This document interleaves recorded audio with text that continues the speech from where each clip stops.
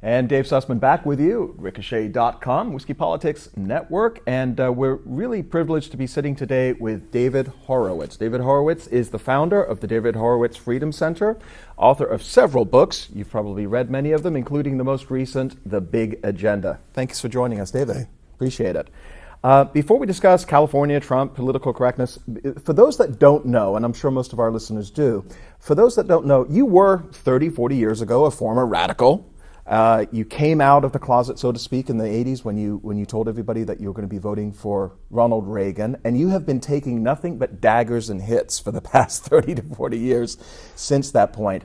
My question for you is, we're here today at this convention basically talking to conservative activists about how to save California, but from a broader scale, what can the right learn from the left, especially when it comes to grassroots? And you talk about fighting fire with fire. Yes. Mike Tyson once said, everybody has a game plan until you punch them in the mouth. And the Democrats have a big punch in that they call all Republicans deplorables, racists. In particular, racism is it, but also sexist, Islamophobes, the Hillary Clinton line. If you're in a debate with somebody and they're pretending to champion victims of racism and they're accusing you of being a racist, you've already lost the argument. Republicans and conservatives think that politics is about policies, and ultimately it is, but the political battle is not fought over policy. If it were, there would be no gun control advocates, would there? What it's fought over is emotional issues like racism. So in order to fight this, to fight fire with fire, you have to stick it to them first. It's something that Marlon Brando taught me years ago On the Waterfront. You do it to them before they do it to you. The Democratic Party is a racist party. It controls every inner city of size in America and has 100%. There are no Republicans in sight, say, in the Detroit City Council. But 100%, and they have for 50 to 100 years. So every injustice in the inner cities, all the killing fields, Democrats are responsible for. And if it were Republicans who were in charge of them, the Democrats would be calling Republicans racist. As it is, they call them racist without any basis or evidence. So that's my advice. Fight fire with fire. Now, they refer to racism, and you say that there is, in your mind, no institutional or systemic racism. There's it's bigots out there, right? But it's outlawed. The Civil Rights Act said you can't discriminate by race. So if there's institutional racism, why aren't there suits all over the place of whoever is guilty of institutional, whatever institution is guilty of institutional racism? There are no such suits because it doesn't exist. Right. Or, if there's 10 suits or something, it's an insignificant issue. So they use emotion. If there's institutional racism, it's called affirmative action. That's institutional. So it's racism. reverse racism. I don't even like to call it reverse. It's racism. Plain and simple. Plain and simple. And they stand up and they say that we're for the oppressed. I'm referring to the left, the Democrats, the progressives, when you, in fact, call them the oppressors themselves. Yeah. Look, one of the worst things that's been done has been done to students who graduate. They go to college. First of all, they learn nonsense like women's studies, which says that gender is socially constructed, is invented in essence, which contradicts everything that you're taught in neuroscience or biology. Like you have all these kids who graduate with $100,000 in debt. How did that happen? Mm-hmm. It happened because the Democrats passed the Pell Grants. So the government guarantees student loans. So the college administrators say, they have guaranteed loans, we can raise the tuition. So the tuition is outrageous these days. And And that's the reason. So the Democrats are, if you look behind most of that's a real oppression of students. You'll find the Democrats are behind them. Just the way they run all the inner city schools that don't teach the kids. They will not hold teachers to account because the teacher unions are the most powerful constituency in the Democratic Party and so forth. So you've had decades of this, though. I mean, going back, you were a radical in the 60s and the 70s, and you were involved, I think, with the Black Panther Party. This is institutional from the standpoint of the radicals. Today we see Antifa. It all stems from Marxist methodologies and philosophies, Frankfurt School. But you talk about today, and I've seen you do several speeches, and I've read some of your work. You talk today about a new civil war, right? Now, obviously, we don't have uniforms and we don't have sides. No. It can't be a civil war. The Civil War, I'll explain that in a second, but it can't be like the first Civil War because the federal government is too powerful, so there isn't going to be a war. The war is a political war over control of the federal government. And why is there a civil war? Because the Democratic Party is a racist party. Identity politics is racism. It's to judge people first on their race, their ethnicity, their gender, and so forth. And what you obliterate then is the individual and their accountability. And then you see it in the Democratic Party platform. It says, I don't know if this is even a true statistic, but that Hispanic and Black Americans' income is a tenth that of white Americans. As though, first of all, white Americans are responsible for that. But what it does, it's categorized everybody by color. It doesn't take into account how many of the Hispanics don't speak English. If you don't speak English, you're not going to get a terrific job and make a lot of money.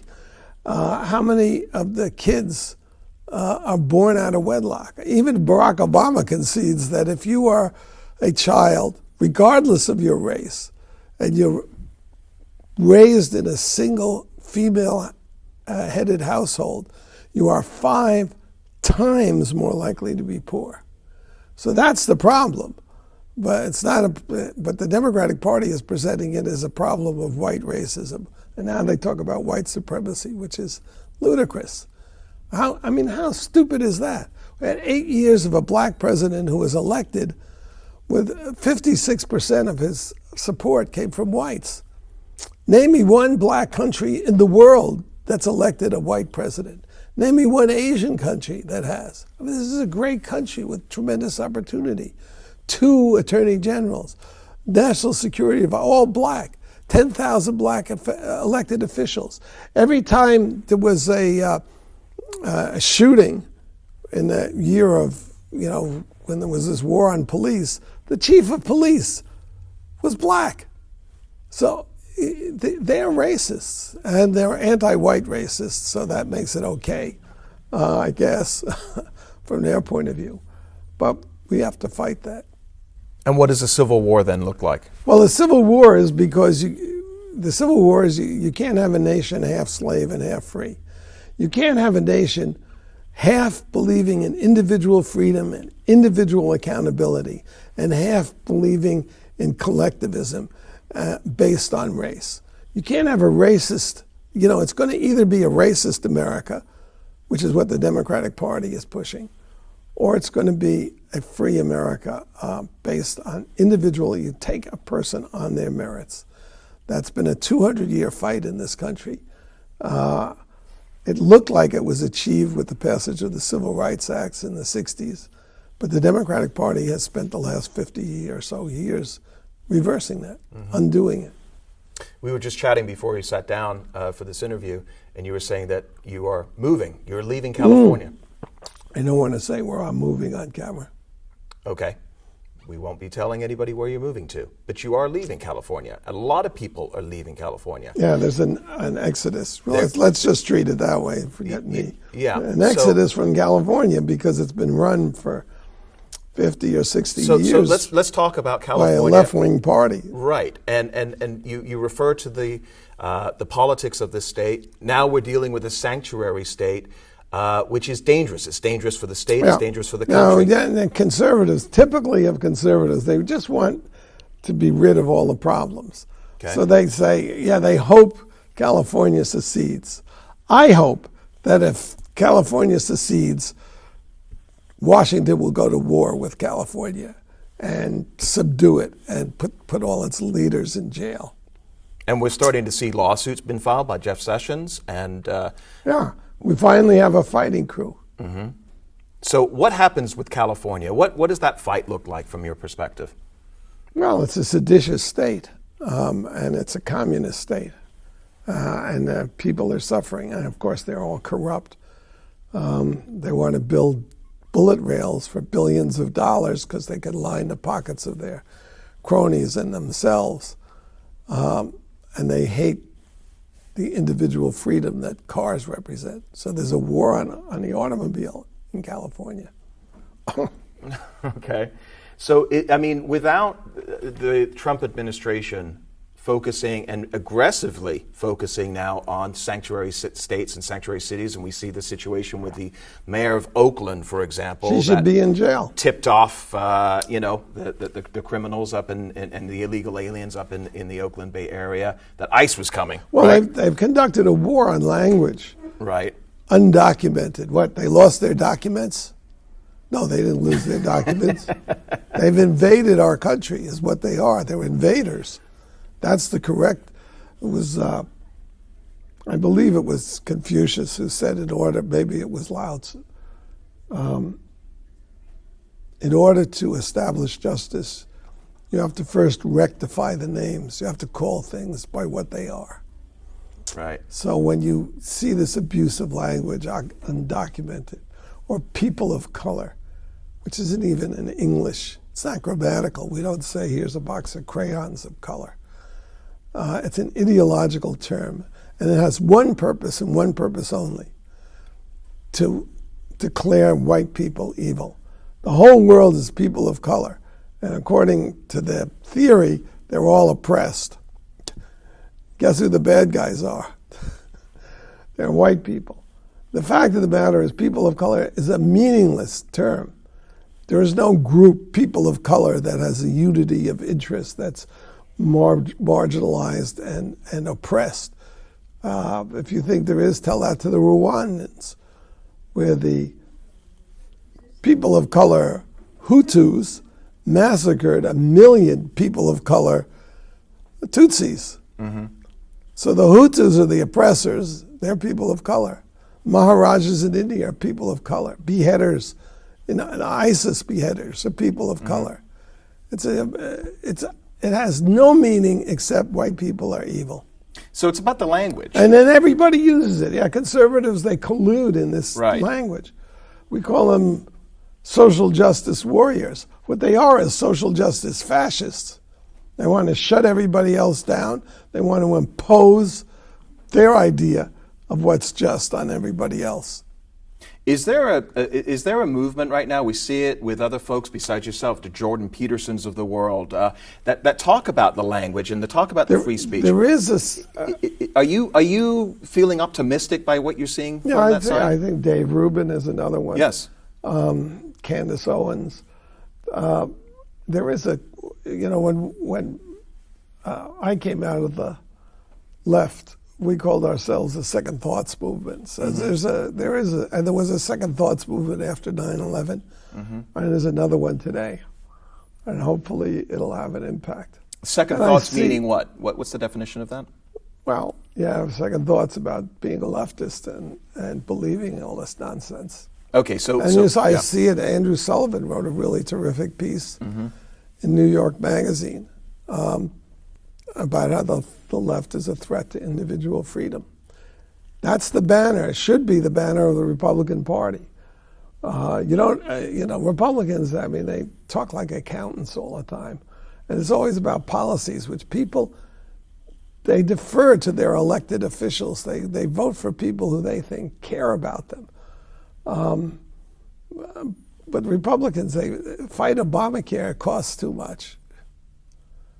That's not the way to fight it. It's the greatest attack on individual freedom in our lifetimes. You can't have the government having all your information and controlling your health care. You don't have a free society if that happens. Right. But I didn't hear, the only Republican who fought it that way was Rand Paul. Last question for you, and we greatly appreciate you taking the time. And normally we do long-form interviews much longer than this, so a lot of these issues I'd love to get into deeper with you down the road. But my last question for you is, you've been famous for speaking at a lot of colleges around America, and you've taken a lot of hits at those colleges. Are you still speaking at colleges? Yeah. You are. What are you seeing next week? What are you seeing right now as far as the They've destroyed, the left has destroyed one of the great institutions of Western civilization. Which is the liberal arts college, which really took 100 years to develop. These are no longer, these are just indoctrination centers for Marxists and communists. And I've been on 400 campuses. When I go to campus, as I just spoke at the University of Houston, I had all these, they were mainly Muslims, chanting, Zionists off our campus, Horowitz off our campus. Anti-Semitism. They're Jew Blatant. They're Jew haters. They're terrorist supporters. But the fact is, they're coddled and protected by the university administration. So there's no free speech on our college campus. Of course, free speech. If people agree with you, you don't need a right to free speech. You need the right if they disagree with you. And there is no right to disagree on college campuses. You get punished if you do. It's a terrible thing that's happened. That the University of California just issued an edict that if you're white and you say you're not racist, that's racism. These are totalitarians. David Horowitz, thank you so much. Greatly appreciate you taking the time. Folks, you can find his book out there, The Big Agenda, and look forward to speaking with you down the road. Sure. Thank you so much. All right. Appreciate it. Dave Sussman with you at ricochet.com. You can find us all over the internet, and especially on iTunes. Don't forget to give us that 5-star rating. I'm delighted to be sitting here with basically the entirety of Turning Point USA, at least from the standpoint of what you guys know and see on Fox News practically every day nowadays. We have Charlie Kirk and Candace Owens. Nice having you join us. Thank you. Thank you for having us. Yes, and thank you for joining us again. We just saw you at CPAC. You did, indeed. I'm happy to be back. Yeah.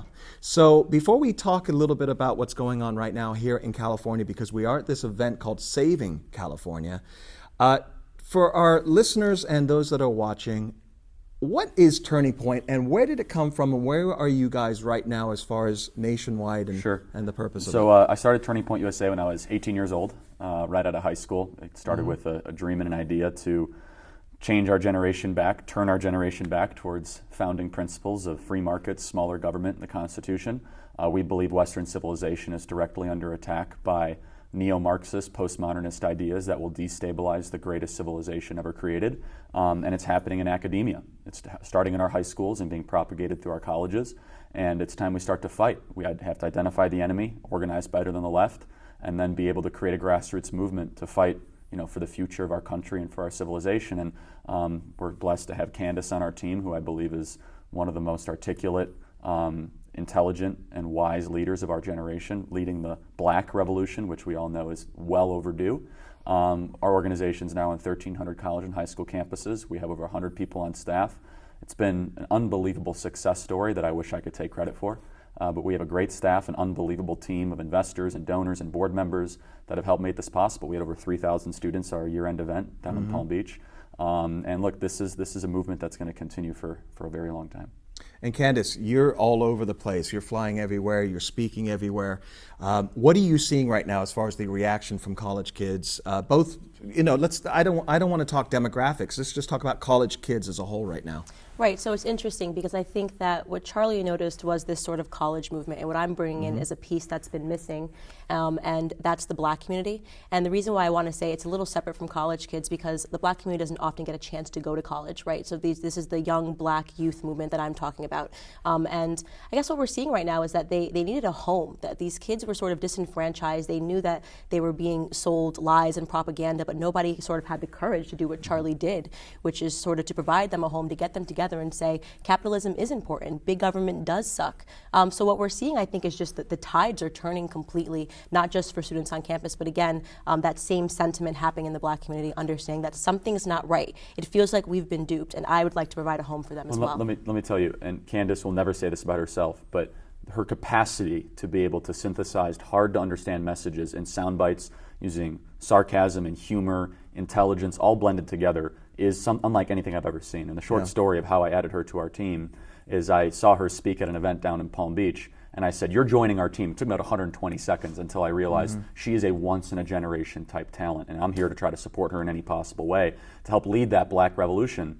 And look, the Democrat Party and the left has a 95% monopoly on Black voters, despite them being the number one reason why those communities are suffering and failing. So it's time to double, triple, quadruple our resources and our focus.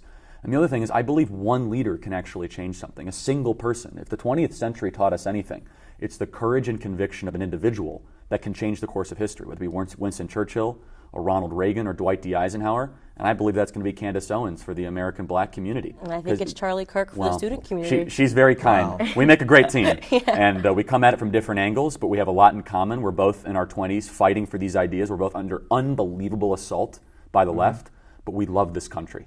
And we believe that if we don't do something dramatic right now, we're going to lose it. Absolutely. One of the things that you both do, which I think is received so well, not just by millennials, but adults, myself, all across the board, is that you're not just preaching politics, you're hitting people culturally. You use humor in your YouTube videos. I've seen them. They're fantastic. Funny. I mean, the one where you were... I used to think I was pretty funny. You came out as a conservative to your parents. Yeah. Hilarious. One of the funniest things I've ever seen. Right. And so, what is it that conservatism is missing today where they need what you guys are providing? It's exactly that. So I think what Charlie and I do is that we present something that's younger and fresher. And what I say all the time is what the right has done wrong, what conservatism has done wrong, what Republicans have done wrong, is they haven't been able to tap into culture successfully. That's correct. Right? So we see that the left, they've taken over Hollywood, our academia and media, but Hollywood is so important because it is culture. It's these people look up to these idols. In the Black community, we can talk about the breakdown of the Black family, right? So what happens when welfare takes away the fathers, right? Kids start to look for other examples of mom and dad. And for the Black community, for a long time, as crazy as it sounds, it's been Jay-Z and Beyonce. So whatever they say, they just take it up and they love it and they think that it's right and it's correct. And it's fundamentally wrong, and not only fundamentally wrong, but harmful to them, to their futures. Cancers. So what we're trying to do is just present a different idea. And what we're doing is not really that amazing. It's just that we're presenting different ideas. They've never been presented with this version. And Candace is so correct there. And what makes her unique and different is she's using timeless principles and connecting it with timely pop cultural references, not afraid to make her audience laugh, not afraid to make fun of the left or the Democrats or people in Hollywood, and that's one of the main attractions of her videos and her content. But more than that, one of the things that we try to do at Turning Point is say in the culture war, and this is one of the biggest things, and Candace and I agree on this completely, is we have to end this narrative of victimhood in America. The left wants to create as many victims as they possibly can. So you look at kind of the conflict of ideas. The left want to try to create victims so that they can keep them under the thumbprint of government, so they can stay dependent, so that they will keep on voting for Democrats. We as conservatives, we believe in the hero's journey. We believe that people can make good decisions and break out of poverty, Candace being an example of that, and that you can overcome those sort of obstacles. Well, that's antithetical towards big government. It's individualistic. So as soon as you start to create a culture like, oh, everyone's a victim because of your identity group, because of your race, or because of your background, you're far less likely to believe that you can solve your problems. Then you look to government, then you look for other people to do it for you. Absolutely, and that's a major problem. What I say is that they've defeated self-confidence. People no longer believe in themselves, they believe in government. Intentionally. Intentionally, yeah, absolutely. And what makes Western civilization so unique is that the individual comes first and foremost. It's the consciousness within your head. It's your capacity to create, to take risk, to challenge, to debate, to have dialogue, to protest. The left wants nothing with that. They want conformity. They want a mob mentality. They want us to be almost a monolithic group that will bow down to them in their ivory towers and the coastal elites. And that segues nicely to the California segment of this discussion, because what makes the conservative libertarian revolution so poignant is young people still want to embrace freedom. They really do. They just think that the left is on the right side of freedom, and they're horribly mistaken. Let's talk about that. And at first, I want to just say this, and we talked right before the tape ran, and how you guys met. And before you sat down, we had David Horowitz sitting here. So I think it's somewhat ironic, because it sounds to me like you're carrying on the baton. You met at his Freedom Conference, and he talked, and he sat right here in your seat, and he said, Democrats stand up to take care of the oppressed, when in fact they are the oppressors. Correct. And here you are, and you're carrying the baton. Thanks, buy me a Coke. And yeah, but I think it's really, from my standpoint, I look at this and I have so much optimism for the future when I see that the baton is being carried. I mean, David Horowitz is going towards the end of his career. He's hopefully got many, many more years left, but we want to see that energy, right? That radical right, if you will. And that's what you bring to the table. Now, talking about radicals, let's talk about the radical left. You're here in California. The home of free speech supposedly was Berkeley, or wherever it may have been, where now conservative speakers, such as yourself in some cases, have been protested against. What is going on right now with free speech? Cultural Marxism, essentially. That's correct, Candace. Expound on that. That's exactly right. What we're seeing is sort of this return to, they're not going to call it communism, they're not going to call it collectivism, but that's what it is. It's cultural Marxism. Jordan Peterson does a great job of explaining exactly what happened here. They reintroduced these ideas through postmodernism. Postmodernism exactly and Yale, right. and that's how we've it's seeped into our schools. That's exactly what happened. And what it comes down to is they don't want diversity of thought. Yes. Charlie always says they want you to look different, but to think the same.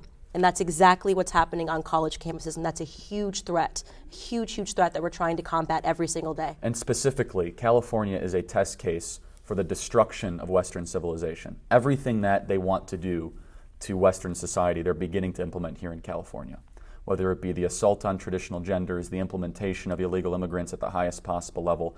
I joke around, there's going to be more illegal aliens in statewide office in California than Republicans in the next 10 years, because now they just appointed an illegal immigrant to a statewide position, which is incomprehensible to me. But look, the left, they don't believe in sovereignty, they don't believe in borders, they don't believe in language, they don't believe in tradition, they don't believe in history, they don't believe in culture. Now, why is that? Well, it's because they're threatened by things at work because they themselves could never achieve any level of success personally. These are angry, spiteful, self-centered, narcissistic individuals that could never ever succeed in a market-based economy. Most of them are professors. They've never left universities. So instead of trying to actually create value for themselves, they want to hate the world that they could never succeed themselves in. And that in its essence is evil, because they want to destroy us that have the capacity, the intellect, the creativity to be able to make something of ourselves. They want to just watch the world burn, to use a quote from one of my favorite Batman movies. And they're doing a really good job of it. It's intentional chaos. How can we bankrupt the state of California? How can we give the mob of the Democrat teacher unions as much power as possible? How can we have the most amount of non-citizens come into the state imaginable? You combine all those things together, you have intentional, planned chaos. And then you are going to have a political revolution that's going to be really dangerous to us. Right. And what is the answer to this?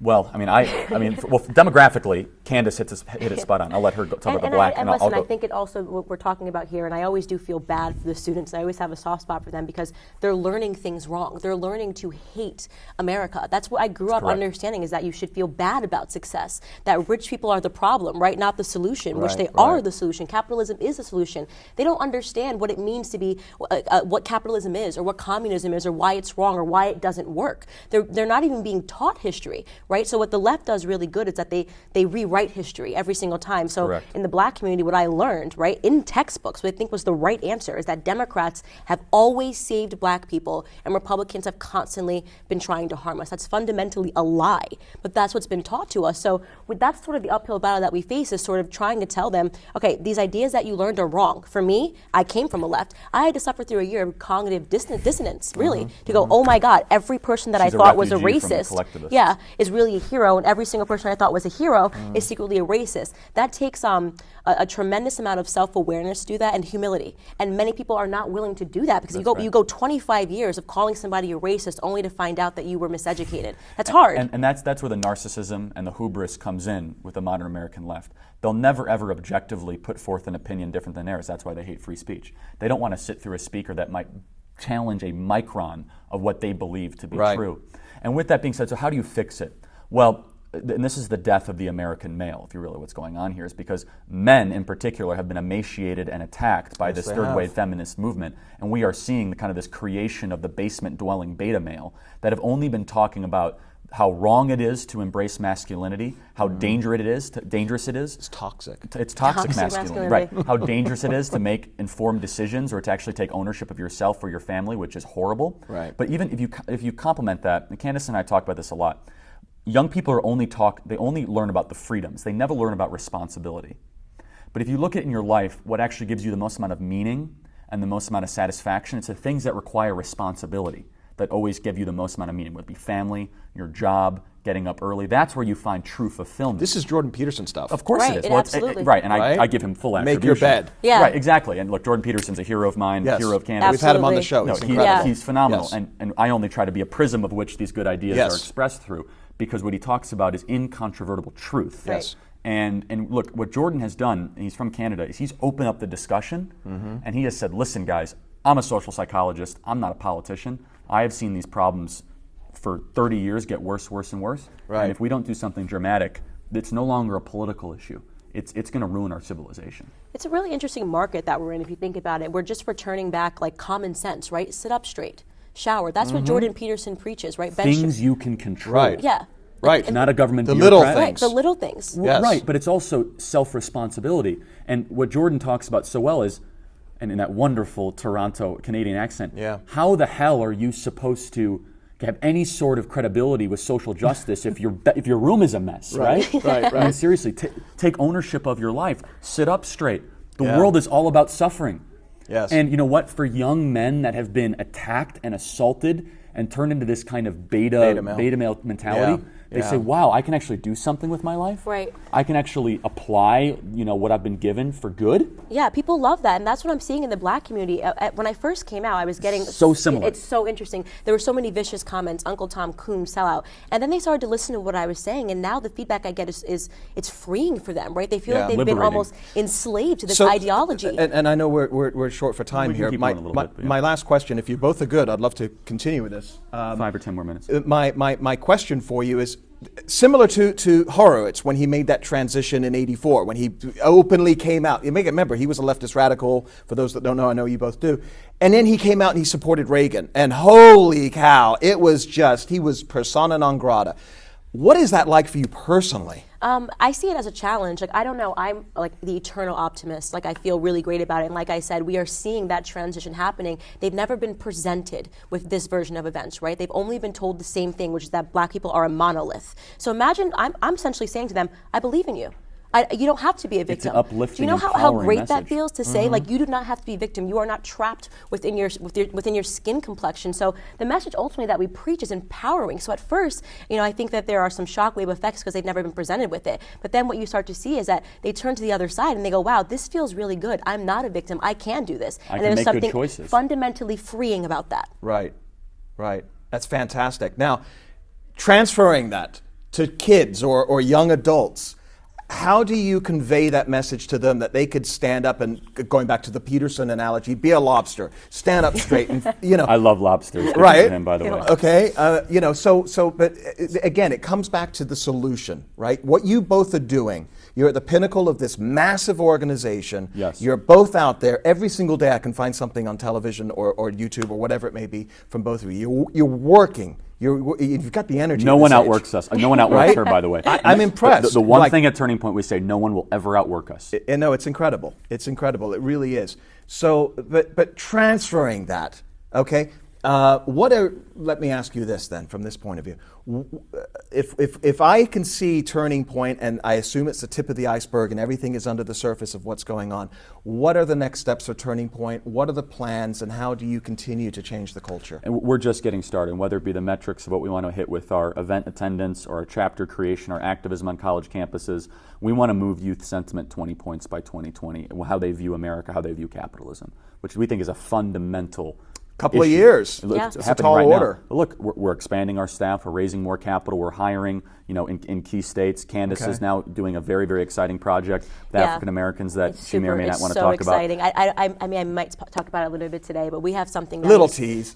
a little bit exciting that we're You got to be working careful on. with saying the name because someone will steal it. I if we say know. it. I mean, I Okay. think we're just waiting for some trademarks to go through. But we're working on very a good. really huge project that is going to be so exciting for the Black community. And I'm telling you, we're going to blow this thing out of the water. I am so optimistic about 2020. Well, and look, we're going to get it over the finish line in a big way, too. never forget, the enemies of democracy always overshoot their target. Whether it be in the 1940s or the 1970s, the neo-Marxists get greedy. That's exactly what's happening right now. They're trying to eliminate genders. They're trying to destroy free speech. They're trying to absolutely obliterate any sort of semblance of civil dialogue. And because of that, we have chapter leaders and millions of students coming to us saying, "I left the left because of the left." Right. I want nothing to do with They're their them. own They're an worst enemy. intolerant, disgusting What was mob, and I want something different. And we're the ones that look What like was the their moderates. turning point? Well, I mean, it's all very different, Yeah. but you can ask Candace. I mean, she's a refugee from the left. Yeah. But the typical answer we get is the intolerance, the vapid, sanctimonious tone that they have about their worldview, their hostility towards any sort of wealth creation. And I'll say this definitively: college socialists do not care about the poor; they hate the rich. It is a doctrine of hatred and spite and envy and greed and jealousy. It's not about trying to be benevolent or altruistic. It's about destruction. Of course. And so when you have a movement built on hatred, it's very hard to make that a widespread ecumenical movement. It really is. And that's where we come in, because we're all about empowerment and improving people's lives and prosperity and individual initiative and rights. And all of a sudden, that's what really is going to be the winner. And they're going to be just that angry small mob that might be the loudest people in the room, but they're still the minority. We're going to have you both back on the show. Folks can find you. Candace, I know you've got a really active Twitter account. Both of you do. What are your Absolutely. Twitter at Real Candace O. I'm on Facebook at Real Candace Owens and Instagram. They refuse to verify her on Twitter. Yeah, I saw 160,000 followers, no verification ridiculous. because we're also up against Silicon Valley, but we'll save that One of for the another funniest day. tweets I've ever seen in my life was Candace Owens in all caps says, "Trump is a racist. I hate all Republicans." And in parentheses, like, "See, I'm trying to get my verification."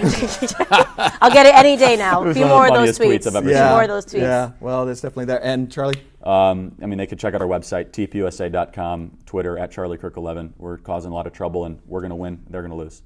Yeah, I'm more optimistic now than I was 20 minutes ago. Thank you both so much. Thanks. Appreciate you being with us. Thank you. Appreciate it.